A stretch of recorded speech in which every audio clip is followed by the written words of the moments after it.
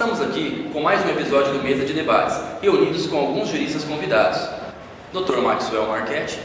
Boa noite. Dr. Adão Nogueira. Boa noite. Dr. Robert Franco. Boa noite. Dr. Reginaldo Paiva. Boa noite. Dr. Edson Júnior. Boa noite. Falaremos hoje do Poder Legislativo Brasileiro. Neste momento, falaremos a respeito da estrutura do Poder Legislativo Brasileiro e as atribuições do Congresso Nacional, com o Dr. Adão Nogueira. Boa noite. Vou falar um pouco sobre a estrutura do Poder Legislativo no Brasil. O Poder Legislativo no Brasil ocorre na sua manifestação em âmbito federal, estadual, distrital e municipal. Possui uma legislatura de 4 anos. No âmbito federal, vigora o bicameralismo federativo, composto por duas casas: a Câmara dos Deputados Federais, que integram 513 deputados, e o Senado Federal, composto por 81 senadores. O unicameralismo vigora no restante da federação, ou seja, nos estados, nos municípios, no Distrito Federal e no território. Vou falar um pouco agora sobre as atribuições do Congresso Nacional com sanção do Presidente da República. Tudo isso balizado pelo artigo 48 da Constituição Federal. O Congresso Nacional ele tem uma série de atribuições. Dentre elas, o sistema tributário ele legisla sobre o sistema tributário nacional, a distribuição de rendas, os planos de desenvolvimento nacional, regional e setorial, criação e extinção de ministério, dentre tantos outros assuntos. Todos esses temas precisam ter a sanção do nosso Presidente da República. Ou seja, o Congresso pode legislar, mas precisa da aprovação do Presidente. Em continuidade, o Congresso Nacional também legisla, conforme o artigo 49 da Constituição Federal, sobre temas que não necessitam especificamente da sanção do nosso Presidente da República. São alguns deles: autorizar o Presidente da República a declarar guerra, resolver definitivamente subtratados e acordos internacionais, autorizar referendos e convocar plebiscitos e mais alguns outros. Ou seja, o Congresso Nacional, nas suas atribuições, legisla sobre inúmeros assuntos pertinentes e importantes para a população e para a nossa nação. Alguns deles precisam da autorização do presidente e alguns não.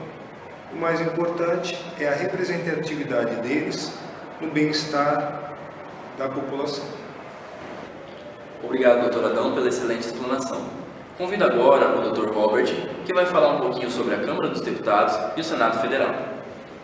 Nossa República tem como característica que todo poder emana do povo, que o exerce de modo direto, através de plebiscitos, através de iniciativa popular ou por meio dos seus representantes. A Casa Legislativa, que representa o povo, é a Câmara dos Deputados. Os deputados são eleitos através do princípio proporcional, ou seja, quanto mais população tem o Estado, mais deputados federais esse Estado terá. Só que nossa Constituição estabelece limites mínimos e máximos.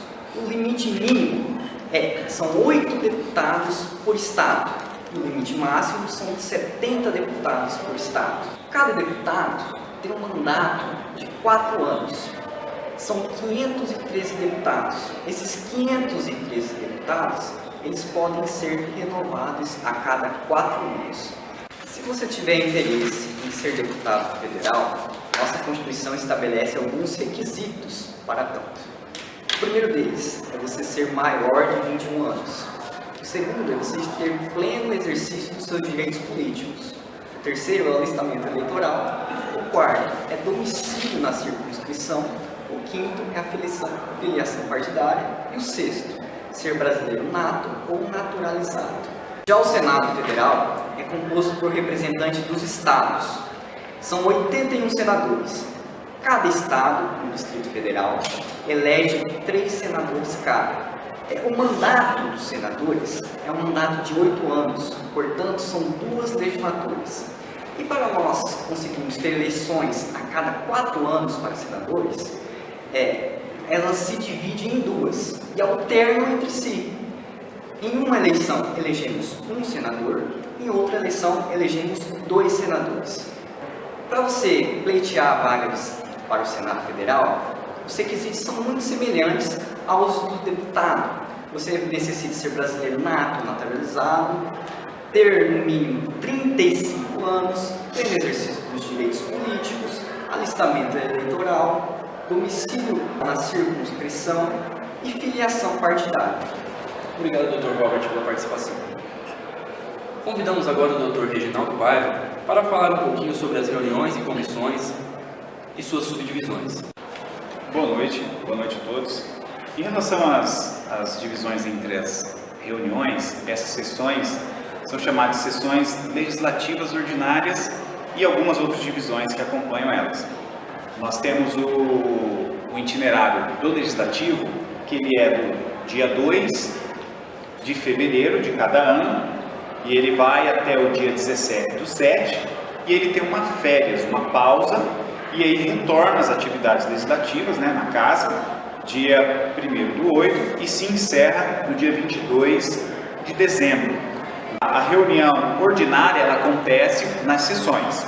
E aí nós temos um outro fator e outros casos que acontecem, que é as reuniões em hipótese deles estarem em recesso, que é chamada de extraordinária. Uma outra conjuntura que pode acontecer é uma reunião em sessão conjunta. Essa reunião ela é muito mais diplomática em relação à inauguração, essas sessões que são mais de inauguração e elaborar regimento comum, regular e tudo mais. Uma outra sessão também que acompanha dentro da divisão é a sessão preparatória da mesa diretora. O que seria essa mesa diretora? É colocar a casa em ordem. Então, quando que se dá a data dessa sessão da mesa diretória? Seria 1º de fevereiro, que seria o ano da eleição. Então, eles vão assumir e no 1º de fevereiro vai acontecer essa sessão, para que eles possam determinar quem é o presidente, quem é o chefe, colocar a casa em ordem e assim agrupar os seus líderes ali para que possa continuar o ano letivo acontecendo. Em relação às comissões parlamentares que acompanha dentro da sua divisão, é a comissão permanente. E ela sempre vai estar presente para que possa determinar os fundamentos regrados dessas leis que vão ser colocadas em pauta. E uma comissão temporária são criadas para apreciar determinados assuntos, exigindo alguns termos da legislatura, Então, ela é temporária, ela vai acontecer de tempos em tempos, para alguns casos mais específicos, e ali ela acaba se encerrando também. E aí temos uma comissão que seria muito importante, que é a Comissão Parlamentar de Inquérito, conhecida como CPI, todos conhecem pelos noticiários como CPI. Essa comissão ela é fundada para fiscalizar e investigar a administração pública e também, quando necessário, o poder executivo. Então é de suma importância a gente entender que as reuniões parlamentares na casa e as reuniões de comissões, elas têm a sua extrema importância para que a casa funcione com ética, moral e conhecimento dentro da nossa Constituição, valendo-se a lei. Então, aí está a importância das reuniões e das comissões, Pedro. Obrigado, Dr. Reginaldo. Agora, nesse momento, eu convido o Dr. Maxwell, que vai falar sobre a imunidade e os impedimentos dos parlamentares. Imunidades parlamentares. Imunidades parlamentares são prerrogativas inerentes à função parlamentar, garantidoras do exercício do mandato parlamentar, com plena liberdade. Tais prerrogativas, elas são divididas em 2 tipos.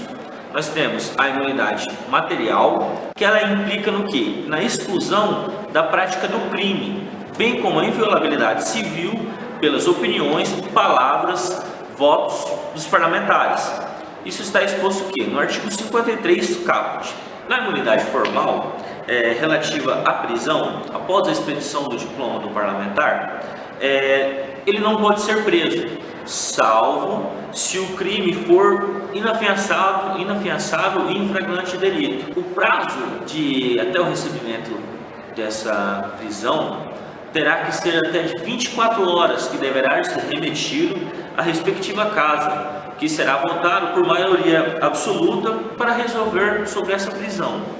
Já em relação ao processo, essa denúncia ela vai ser recebida pelo STF por crime após a diplomação. O STF tem que dar ciência respectiva à casa do parlamentar, e o partido que tiver sua representação poderá pedir a sustação da ação, que será por voto de maioria também, e durante esse tempo o processo, se houver a sustação, será suspenso a sua prescrição. Ademais, nós temos também que o congressista ele tem isenção de ser testemunha e também prestar informações e revelar fontes, que está disposto isso no artigo 53, parágrafo 6º.